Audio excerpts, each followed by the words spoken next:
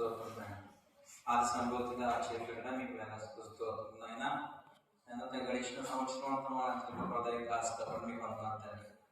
జనవరి తండ్రి సులభమైన 11వ తారీఖు నిలబెట్టినట్టు మీకు వందనాలు తండ్రి.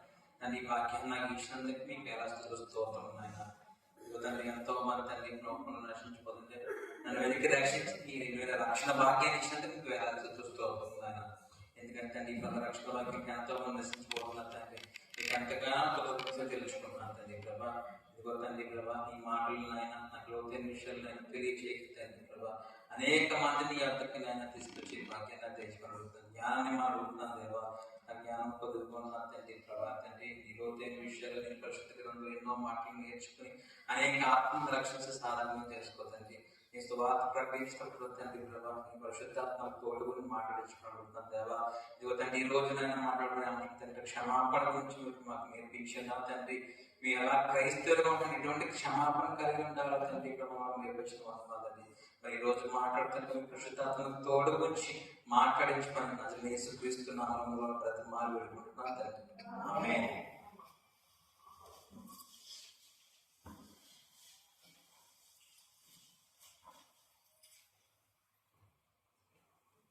దేవుని స్తోత్రం.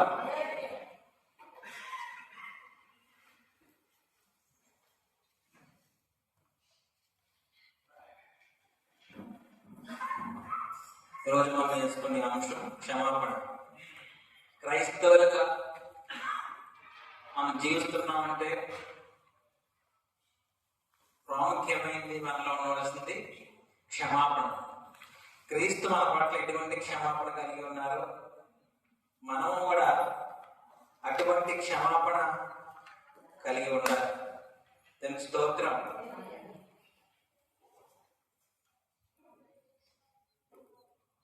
ఇంకా సువార్తలో క్షమాపణ అనేది అత్యంతమైన కీలకం. ఎందుకంటే మనుషుల మధ్య సంబంధాలు కలిపేది క్షమాపణ. క్షమాపణ లేకపోతే మనుషుల మధ్య చిన్న చిన్న తారతమ్యాలు వచ్చినట్టే కలుస్తామండి. కాబట్టి క్షమాపణ అనేది ఉంటేనే మనం కలుస్తాం. మరి క్షమాపణ గురించి కొన్ని సత్యాలు ఈరోజు పరిశుద్ధ గ్రంథం నుంచి మనం నేర్చుకుందాం. దేవునికి స్తోత్రం. లూకా సువార్త 5వ అధ్యాయం 21వ వచనం. దేవుడు అక్కడే క్షమించగలడు. ఈ లోకంలో చాలా మంది ఉన్నారు, మనుషులుగా ఉంటున్నారు కానీ క్షమించే గుణం అవుతుందండి. దేవుడు అక్కడే క్షమించగలడు. లూకా సువార్త 5:21. శాస్త్రులను పరిసయ్యులను దేవదూషణ చేయించున్న ఇతడెవడు? దేవుడు ఒక్కడే తప్ప మరి ఎవరు పాపం క్షమింపగలని అనుకుంటారంటే నిజంగా దేవుడు ఒక్కడే కదా క్షమించగలవాడు ఈయనండి అని వాళ్ళు ఏమనుకుంటారండి, ఆలోచించుకుంటారటండి. మరి నిజంగా ఎవరికి క్షమించడం ఉంది? ఎవరికి ఉందండి? దేవుడికి ఒక్కడికే ఉంది. అలాగే రెండవదిగా క్రీస్తు క్షమించే అధికారం ఉంది. అది కూడా చూద్దామండి. ఇక్కడ అనుకునే మాటలకి మనకి కింద అర్థం దొరుకుతుంది. మత్తయి సువార్త 9వ అధ్యాయం 6వ వచనం చూద్దాం ఒకసారి. బైబిల్ తీని పిల్లలు కూడా మత్తయి సువార్త 9:6 అయినను పాపములను క్షమించుటకు భూమి మీద మనిషి కుమారునికి అధికారం కలదని మీరు తెలుసుకోవాలి. ఎవరికి ఉందండి? క్రీస్తుకు కూడా తండ్రికి కుమారుడు ఎందుకు వచ్చిన ఆయనకు కూడా అధికారం ఉంది. ఏ న్యాయాధికారం ఉందండి? క్షమించగలే అధికారం ఆయనకు ఉంది. చాలా మందికి ఇది అర్థం అవ్వట్లేదండి. అర్థం అవ్వక రకరకాలుగా క్రీస్తు గురించి బయట మాట్లాడుతున్నారు. అలాగే దేవుడు క్రీస్తులో క్షమిస్తాడని కూడా చూద్దాం ఒకసారి. దేవుడు క్రీస్తులో క్షమిస్తాడు. ఎఫెసీయులకు రాసిన పత్రిక 4వ అధ్యాయం 32వ వచనం చూద్దాము.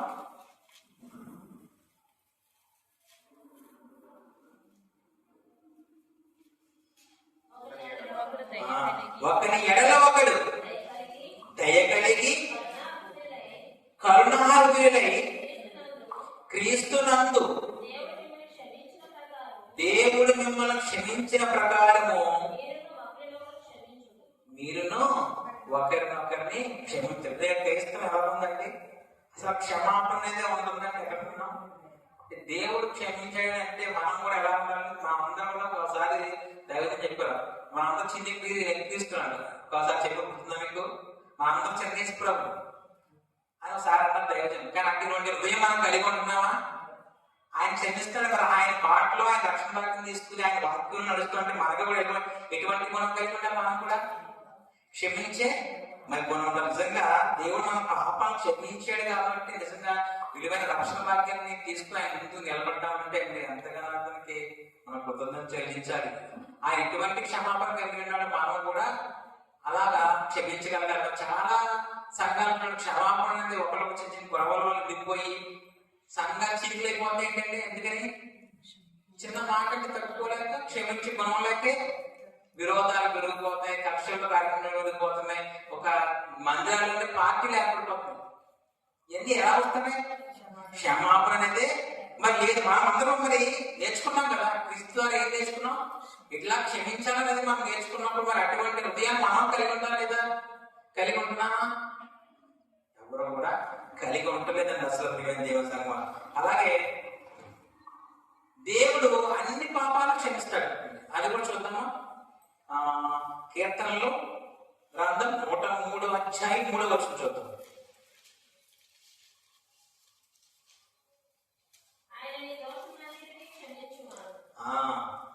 ఆయన దోషములన్నింటినీ క్షమిస్తాడండి. ఏంటంటే అసలు మనం ఎవరైనా ఇక్కడ ఉన్న వాళ్ళందరం కూడా మన అందరికి ఒక్క దోషం అన్న చేయలేదన్నాడు అవునన్నా అండి?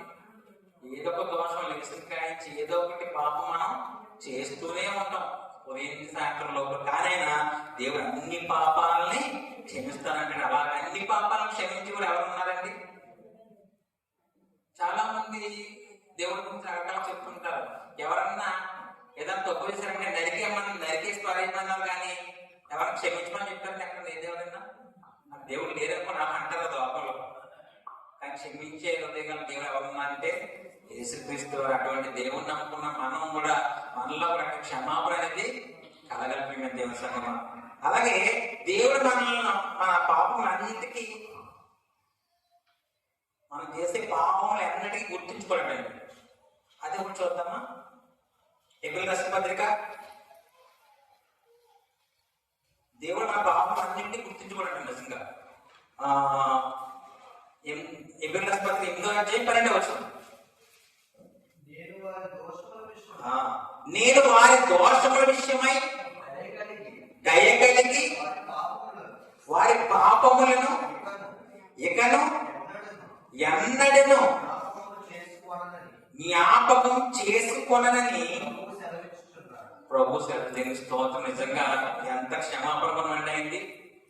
నిజంగా అంటే నిజంగానే దేవుడు నిజంగా మనం చేసే ప్రతి పాపమును గుర్తుపెట్టుకున్నాడు అనుకోండి, మనకి నిలవగలం అసలు ఒక్క క్షణమన్నా నిలవాలండి. ఆయన అన్ని కూడా గుర్తుపెట్టుకోవాలంటే నిజంగా గుర్తుపెట్టుకుని అనుకోండి, మనం అసలు నిల్చోలేము, కూర్చోలేము, ఎప్పుడూ అయిపోతుంది మన ఈ పాటికి. మరి నిజంగా అటువంటి క్షమాపణ గల దేవుడు నీ ప్రతి పాపము నేను గుర్తుపెట్టుకోను, నా ఎందుకు భయభక్తులు జీవించని ఇంతగా చెప్తానంటే ఎవరిని ఈ వాక్యాన్ని అనుసరించి బ్రతుకుతున్నారని క్రైస్తవులు మనం కానీ లేదండి అసలు. ఎందుకంటే ఇంకొకటి కూడా చెప్తున్నాడు ఇక్కడ కూడా, క్షమించిన పాపాన్ని దేవుడు క్షమించాడు. ఇది కూడా చూద్దాం. మత్తయి సువార్త 12:31. క్షమించిన పాపాన్ని దేవుడు క్షమించాడు. కాబట్టి నేను మీతో చెప్పినది ఏమనగా మనుషులు చేయు ప్రతి పాపమును దోషణయు వారికి క్షమింపబడును గాని ఆత్మ విషయమైన దోషణకు పాప క్షమాపణ లేదు. ఇక్కడ చాలా క్లియర్ కట్ గా ఈ వాక్యాన్ని నేను అర్థం చేసుకోవాలి. మనం క్రీస్తుని తెలుసుకోని క్రితం చేసిన పాపంలో అనుకుంటున్నాను అన్ని కూడా దేవుడు క్షమిస్తాడు. క్రీస్తుని తెలుసుకున్న తర్వాత నేను పరిశుద్ధాత్మ వచ్చిన తర్వాత కూడా పాపం చేసామనుకోండి, ఆ పాపానికి క్షమాపణ ఇది చాలా మంది తెలుసుకోవాలి. అది అన్ని పాపాలను దేవుడు క్షమించేస్తాడని పాపాలు చేసుకుంటా పోయారనుకోండి, ఇక్కడ ఈ వాక్యం చూస్తే అర్థమవుతుంది. మన ఆత్మ ఎప్పుడైతే పరిశుద్ధాత్మ ద్వారా ఆయన రక్షభాగ్యం పొందామో, పరిశుద్ధాత్మ మనలో ఎప్పుడైతే ఆలోచించున్నాడో అప్పటి నుంచి మనం పాపము చేయకూడదండి. అటువంటి ఆత్మీయమైన దోషులకు పాప క్షమాపణ లేదంటాడు. ఇది కూడా నేర్చుకో. చాలా మంది అన్ని పాపాలు పాపాలను అలవాటు ఆ పాపాలు చేసుకుంటా పోయాం అనుకోండి, ఆయన క్షమిస్తాడా?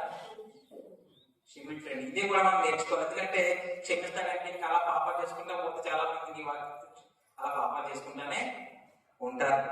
మరి మనం ఇతరులను క్షమిస్తేనే దేవుడు మనల్ని క్షమిస్తాడు. అది కూడా చూద్దాం ఒకసారి. మత్తయి సువార్త 6వ అధ్యాయం 14వ వచనం.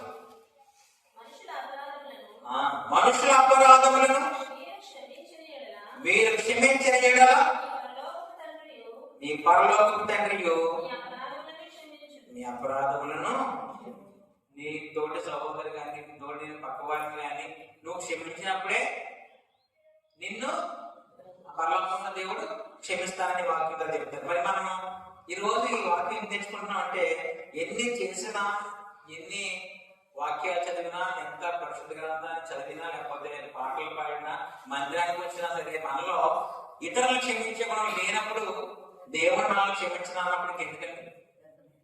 అర్థమే కదా. అక్కడ ఏమంటున్నాడు? నువ్వు ఎవరినైతే క్షమిస్తావో అప్పుడు నీ పరలోకం ఎందుకు క్షమిస్తాడు? నీ కుటుంబం క్షమించినప్పుడే, లేదా నీ తోటి సహోదరులను క్షమించినప్పుడే, లేదా నీ భర్తను క్షమించినప్పుడే, నువ్వు నీ భార్యను క్షమించినప్పుడే తండ్రి కూడా మనం క్షమిస్తాను అంటున్నాడు. మరి ఇప్పటి వరకు మనం ఏం నేర్చుకున్నాం అంటే క్షమాపణ గురించి సత్యాలు నేర్చుకున్నాం, అంతే కదండి. ఇప్పుడు ఏంటంటే అసలు ఆ దేవుని క్షమాపణ ఎలా పొందగలం అది కూడా చూసి మన వాక్యాన్ని ముగించుకుందాం. దేవుని క్షమాపణ ఎలా పొందగలం అంటే పశ్చాత్తాపడటం ద్వారా. ఎలాగంటే పాపం చేసిన తర్వాత ఏం చేయాలంటే పశ్చాత్తాపడాలంటే. అపోస్తుల కార్యములు 2వ అధ్యాయం 30 చదువుతున్నాను ఒకసారి. మీరు మారు మనసు పొంది పాప క్షమాపణ నిమిత్తము ప్రతివాడును యేసుక్రీస్తు నామమున బాప్తిసం పొందుడి, అప్పుడు మీ పరిశుద్ధాత్మ వరమును పొందుతారు. ఎప్పుడండి? పశ్చాత్తాపడినప్పుడే కదండి మనం అందరం కూడా మారు మనసు పొందాం. అప్పుడు ఏం చేసాం? బాప్తిసం పొందాం. అవునా కదా? ఇక్కడ కూడా అందరూ అదే చేసాం. అంతకితం అందరం కూడా పాపంలో మునిగిపోయి ఉన్నాం. దేవుని కృప వల్ల, దైవజన వాక్యం ద్వారా మనం అందరం కూడా నిజదేవుని తెలుసుకుని మనందరం కూడా మన పాపాల గురించి అది ఒప్పుకొని మారు మనసు పొంది ఈ రోజు ఇక్కడ నిజంగా రక్షణ భాగం తీసుకుని కూర్చున్నామంటే అది దేవుని కృప. దేవునికి స్తోత్రం.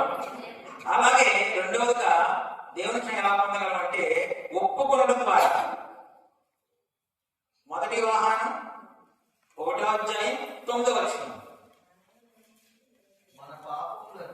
మన పాపములను మనం ఒప్పుకొని ఎడల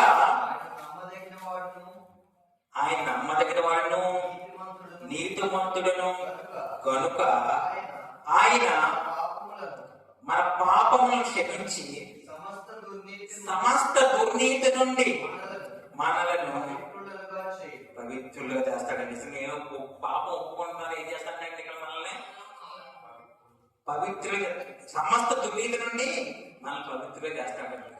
పాపం ఉన్న అందరూ కూడా ఈ రోజు ఆయన పాదం చెంత ఒప్పుకున్నాం అనుకోండి, ఆయన దగ్గర మనకి క్షమాపణ అనేది జరుగుతుంది. ప్రేమ దేవుని సంగమా.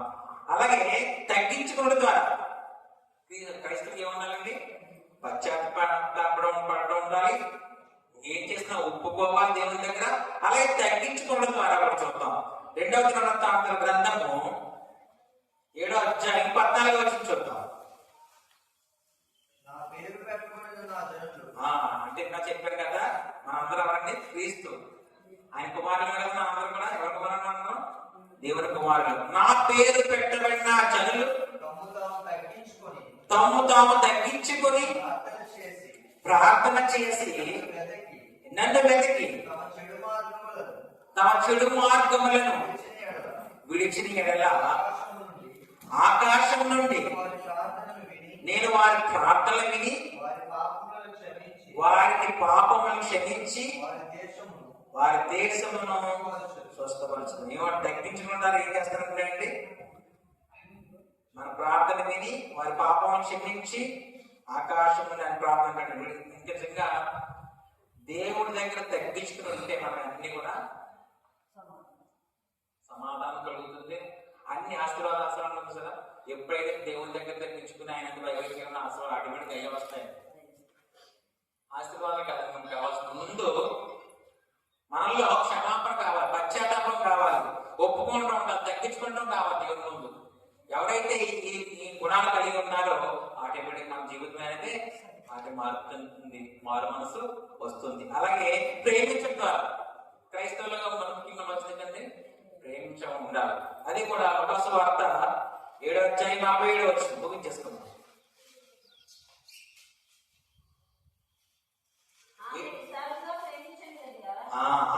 ఆమె విస్తారంగా ప్రేమించింది కనుక ఆమె యొక్క విస్తార పాపములు క్షమింపబడినని నీతో చెప్పుచున్నాను. ఎవరికి కొంచెముగా క్షమింపబడిన వాడు చాలా నిజంగా చూడండి, విస్తారమైన పాపాలను మాత్రం క్షమించబడతాయి. విస్తారంగా ప్రేమిస్తే విస్తారంగా అన్ని విస్తారం పాపాలు కదా, కొంచెం కొంచెం పాపాలు అన్నాను అవునా కదండి. విస్తారమైన పాపములు క్షమింపబడతాయి ఏంటండి. అలాగే యేసుక్రీస్తు రక్తంలో ఎఫ్ఎసీయులకు రాసిన పత్రిక 1:7 చదువుతాం సార్.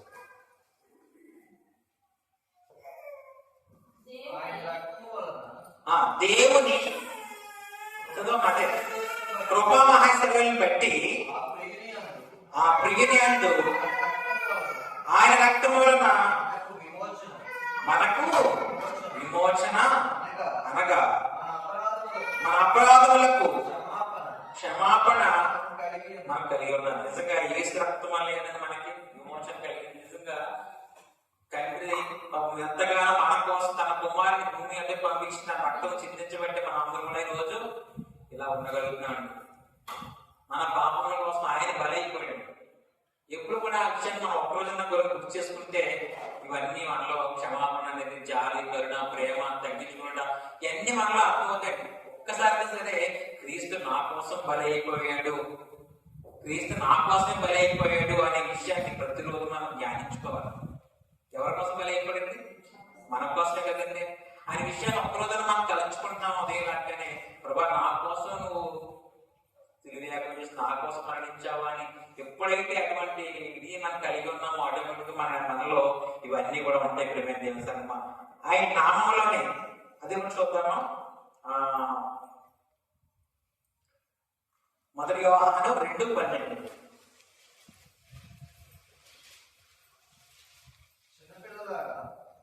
చిన్నపిల్లలారా ఆయన నామమును బట్టి మీ పాపములు మీకు క్షమింపబడి ఉన్నాయి.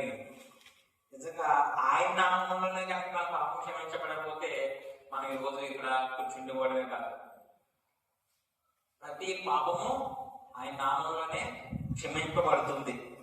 అలాగే ఇతరులను క్షమించడం ద్వారా మత్తయి సువార్త 6:8 మనుషుల అపరాధములను మీరు క్షమించిన ఎడల మీ పరలోకపు తండ్రి మీ అపరాధాలు. నిజంగా ఇతరుల పట్ల మనం ఎప్పుడు కూడా వాళ్ళు ఎటువంటి దోషాలు మాటలు మాట్లాడినా ఎటువంటి విధంగా కలిగి ఉన్నా సరే మనం ఎటువంటి విధంగా ఉండాలి. దేవుడు మనం ఎలాగైతే క్షమించాడో మనం కూడా వారిని క్షమించాలి. ఈ రోజు మనం అంతా అలవాటు చేసుకుందాం. ఇంకా ఎంత వాక్యాన్ని మనం విన్నా ఇంకా మనలో క్షమాపణ అనేది రావట్లేదండి. రాకపోతే నిజంగా వాళ్ళని మీరు క్షమించబోతే దీనికి క్షమించాలన్నప్పుడు ఎందుకండి, అంతే కదా. ఇతరుల వారిని క్షమించినప్పుడు నేను దేవుడిని క్షమించను అని పక్కగా వాక్యం చెప్తున్నారు. నిజంగా మరి ఎదుటి వారిని క్షమించడం మనలో అసలు లేకపోతుంటే ఇంకా మనకు ఏం చర్చకొచ్చినా ఆయన దగ్గర కూర్చున్నా ఎలా ఉంటుందండి. ఎప్పుడు కూడా ఎటువంటి వారినైనా మనం క్షమించాలి. మరి ఇప్పుడు వరకు దేవుని క్షమాపణ ఎలా పొందాలన్నాం, చివరిగా ఇతరులను క్షమించుట అనే విషయం కూడా అదే వివరించగల చూసుకు వెళ్ళిపోతాం. నిజంగా దేవుడు ఎలా క్షమించమంటున్నాడంటే, ఒకసారి మత్తయి సువార్త 18వ అధ్యాయం 2వ చూద్దాం.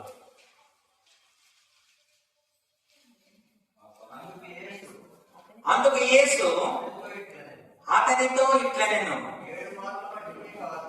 7 మార్లు మట్టే కాదు 70 ఏళ్ల మట్టుకు నీతో చెప్పుచున్నా. అంటే ఒకసారి ఆపక్షేపం ఏదైనా చేశారనుకోండి, క్షమించాం, మళ్ళీ ఎన్నిసార్లు చేసినా సరే క్షమించమంటాడు దేవుడు. ఆయన ఉదయం, ఆయన జాలి అని కొరడు ఎంత మంచిదండి. ఎన్నిసార్లు అయినా కరుణించాడు. అది 7 మార్లు మట్టి కాదండి, 70 ఏళ్ల మార్లు మట్టుకని నీతో చెప్తున్నా. అసలు అటువంటి హృదయం మనం కలిగి ఉన్నాం. అసలు ఒకసారి చెప్తే చెప్తే వాళ్ళు యాక్ని లాక్ కొట్టేయడమో తిట్టేయడమో ఎలా పడితే అలాగా చేసేస్తామండి. నిజంగా పశ్చాత్తాపడి సహోదరుడిని క్షమించడు. అది కూడా చూద్దాం ఒకసారి. లోకాసు వార్త 17:3 స్పీడ్గా అయిపోయింది.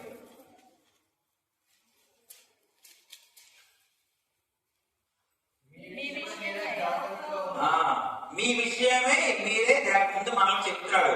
మీరు మీ విషయం మీరు జాగ్రత్తగా ఉండి, నీ సహోదరుడు తప్పుదం చేసిన ఎడల అతన్ని గద్దించుము,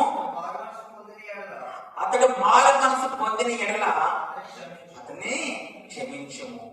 ఇక్కడ నీ సహోదరుడి గురించి ఎప్పుడన్నా ఇటువంటి నువ్వు జాగ్రత్తగా ఉండి నీ సహోదరుడి పట్ల ఎప్పుడన్నా నువ్వు శ్రద్ధ కలిగి ఉన్నావా? నీ తోటి సహోదరులు ఎంతో మంది నీతో స్నేహం చేస్తుంటారు, లేదా నీ స్నేహితురాలు ఉంటారు.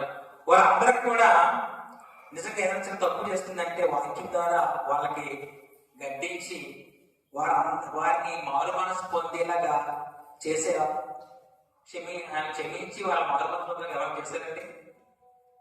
ఆడకపోతే నాకేం గొప్ప, వాళ్ళతో నాకేం తలపొట్టు, ఇల్లు నుంచి నాకేం గొడవ, వాళ్ళతో రోజు నాకు ఈ తలపొట్టు ఎందుకు, నా మట్టి నేనే ఉన్నాను అన్నట్టు దేవుడు ఏం చెప్తాడండి? నీ సహోదరుని తప్పుదం చేసిన ఎడల అతను గడ్డించుము, అతడు మారు మనసుని పొందిన ఎడల అతను క్షమించు. మనం ఏదైనా పిల్లలు వారు తప్పు చేస్తారని, లేకపోతే స్నేహితురాలు తప్పు చేస్తే వదిలేయండి. వారి దేవుని వాక్యాన్ని వివరించండి, వాక్యం ద్వారా గడ్డించండి. ఇదిగో రానున్న దినాల్లో మన ఈ బ్రతుకు కాదు, మనం చనిపోయిన తర్వాత ఇంకో బ్రతుకు ఉంది అని, మన పరలోకం వెళ్ళాలంటే యేసుక్రీస్తు ద్వారా తప్ప ఎవరి ద్వారా పరలోక రాజ్యం ప్రవేశం లేదు అని అన్ని రకాలుగా దేవుని వాక్యం ద్వారా వాళ్ళని గర్తించి వాళ్ళ మారు మనసు వచ్చేలా చేయవలసిన బాధ్యత అవుతండి మనదే. ఎవరి మట్టుగా ఇలా ఉండడం వాళ్ళు కాబట్టి ఇలా ఖాళీగా ఉంటున్నాయి మధ్యలో చాలా చోట్ల. దేవుడు మనకు అన్ని ఇచ్చాడు, జ్ఞానాన్ని ఇచ్చాడు, ఎంతగానో సత్యవాక్యాన్ని ఇచ్చాడు. ఎందుగానో 2 గంటలు మెసేజ్ తింటున్నాం, నాకు సుమారు ఒక అరగంట 2 గంటలు నాకు మెసేజ్ తింటున్నాం అంటే మరి ఎవరిని మనం రక్షించగలుగుతున్నాం? ఈ 2026 సరే ప్రతి ఒక్కరు కూడా ఈ వాక్యం ద్వారా మారలేదు. ప్రతి ఒక్కరిని కూడా దేవుని చెంతకి తీసుకురావాలండి. దేవుని చెంతకి తీసుకురాకపోతే మనం నేర్చుకున్న ఉపయోగం, ఇక ఈ పాఠశాలలో నేర్చుకుని ఎన్నో వాక్యాలు నేర్చుకుంటున్నాం అని నేర్చుకున్నాయి మన మనసులో ఉండాలి, బయటకి విడిచిపెట్టాలా? విడిచిపెట్టి అనేక ఆత్మ రక్షించాలి. ఈ తోడ సహోదరులు రక్షించలేదు, సహోదరుడిని రక్షించలేదు, బంధువులను రక్షించలేదు, భక్తులను రక్షించలేదు, పిల్లలను రక్షించలేదు. ఎందుకంటే మనమే ఇలా ఉంటామా? మనలోనే ముందు క్షమాపణ అనేది సరిగ్గా లేదు. వాక్యం నేర్చుకోవడానికి ఎంతో మందిని మనం రక్షించాలండి. మనలో క్షమాపణ లేనప్పుడు ఎదురువారికి మనం రక్షించి ఇంకెక్కడ రక్షించండి? మనలో ముందు క్షమాపణ ఉన్నప్పుడే ఎదురు వారిని రక్షించగలం, వారి వాక్యం ద్వారా గర్తించగలం, వారికి మారు మనసు వచ్చేలాగా చేయగలం. ఎవరు చేస్తామంటే ఇలా తీసుకుని చెప్పండి, నేను చేస్తాను కంపల్సరిగా. నేను కొత్త ఆత్మ దగ్గరికి వెళ్తున్నాను, ఒక అరగంటను కేటాయించి వాళ్ళకి చెప్తున్నాను, ఇరుగు వారికి వాక్యాన్ని చెప్తున్నాను, బంధువులు చెప్తున్నాను, భర్త చెప్తున్నాను, బిడ్డలు చెప్తున్నాను, నా కొడుకు చెప్తున్నాను, నా కూతురు చెప్తున్నాను. ఎవరు ఉన్నారండి? ఉంటే కుటుంబాలకు వస్తే మందలు ఎత్తుంటాయండి. ముందే మనలోనే అసలు పెంచుకోవడం లేదు, మనలోనే ముందు మారు మనసు లేదు, మనలోనే ముందు దేవుని భక్తులు లేవు, మనమే దేవుని ఆనుకొని ఉండలేదు. ఇలాగే కదా ప్రియమైన దేవసంగమ, నిజంగా క్రీస్తుకి చెప్పాలంటే చాలా ఉన్నాయి. నిజంగా క్రీస్తు మనం క్షమిస్తాడంటే నిజంగా ఆయన సిలువ వేసేటప్పుడు కూడా వీరు ఏమి చేస్తున్నారు వీరు కనుక వీరు క్షమించమని ఆ మాట అంటే మనలో ఎటువంటి క్షమాపణ ఉండాలండి. సిలువ వేసేసి సిలువ మేకలు కొట్టేసినా సరే, ఎన్ని చిత్ర హింసలు చికిత్సలు చేసినా సరే, చిరక చేతి నోరు అంటించదు, ఎన్ని చేసినా సరే అని ఎంత ఆయన జాలి అనే ప్రేమ ఆయన కరుణ క్షమాపణ మనలో ఉన్నాయి అసలు. అవన్నీ నాలో మీరు ఉన్నప్పుడే మీరు పర్వతరాజ్యం చేయాలి ఎన్నో వాక్యం ద్వారా మనం నేర్చుకుంటున్నాం. మరి ఎందుకని మనలో క్షమాపణ అనేది రావట్లేదు? ప్రియమైన దేవుని సంఘం, మనలో ఎందుకని మారు మనసు రావట్లేదు? ఎన్ని వాక్యాలన్నా, ఎన్ని విన్నా, ఎన్ని మెసేజ్లు విన్నా, ఎన్ని పాటలు విన్నా రావట్లేదంటే మరి మనలో క్షమాపణ అనేది లేదు. ప్రియమైన దేవుని సంఘం, ఎందుకంటే ఈ వాక్యం దగ్గర అందరూ కూడా మారు మనసు పొంది దేవుని ఎట్టి మాదిరిని క్షమింపగలిగాడు, మనందరం కూడా అట్టి మాదిరిగా అందరినీ క్షమించగలిగి కలిగి ఉండాలని అందరికీ తెలియజేస్తున్నాను. దానికి స్తోత్రం. ఈ అవకాశం ఇచ్చిన దేవజనానికి నా హృదయపూర్వకంగా తెలియజేస్తున్నాను.